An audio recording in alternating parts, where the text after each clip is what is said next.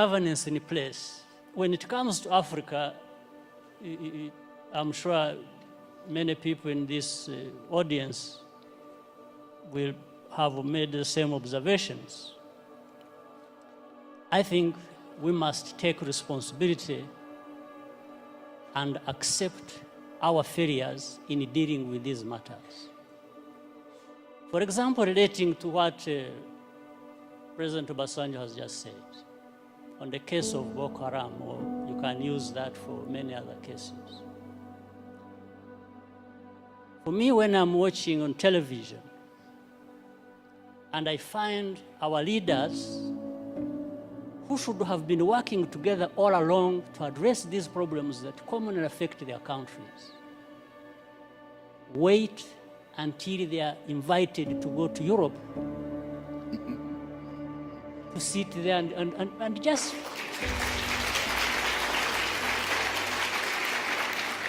it's like they are made to sit down and address their problems. Why does anybody wait for that? What image does it even give about us, about Africa? In fact, the image it gives is that we are not there to even address these problems. We are there for a photo opportunity. We are happy to sit there in Paris with the President of France and address, and just talk about addressing problems.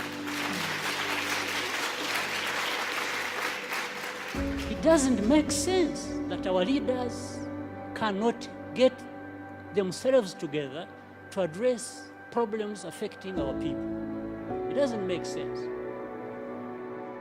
Of course, I'm saying this painfully. On the other hand, that but I look forward for the time when I can be like the two former presidents. I think they are more free to say things than I do. Being where they are and me being where I am. So I tend to remain with some reservations about what I have to say, because but I think there is that serious problem. African leaders, we don't need to be invited anywhere to go and address our problems without first inviting ourselves to come together to tell each other the actual truth that we must tell each other about our serious problems. So it comes, therefore, to the point that the leaders, therefore, should be there to deal with these problems. And here I'm not even proposing that there is one leader who can resolve conflicts alone, or that there is even a silver bullet for these conflicts. Therefore, it's the management of all these processes and what we have identified to be the root causes. I mean, again, look at the problem of South Sudan, indeed. The first problem was about this country and the people there wanting to be independent. They got independence. Now that turned into a problem. How? So you have one war being fought, waged to be independent, then you have to fight another when you have achieved independence. Just fighting among themselves. Why? So some of these underlying root causes should and could have been addressed by the leaders there. Whatever happened, whoever was wrong, that's not the issue.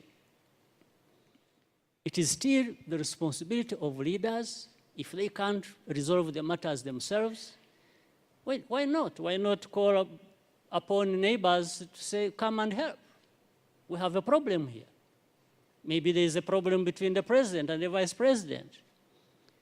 And if they can't resolve it, and each one thinks is the one who is right and the other is wrong, and they are going to divide the army and government and everybody else to go on either side and start fighting. Well, I think in between the time that starts and when it actually happens, something can be done. But it has to be leaders to work towards that and avoid the catastrophe that, like we are seeing or have seen, or that has already happened in South Sudan. But of course, the unfortunate part is that the most majority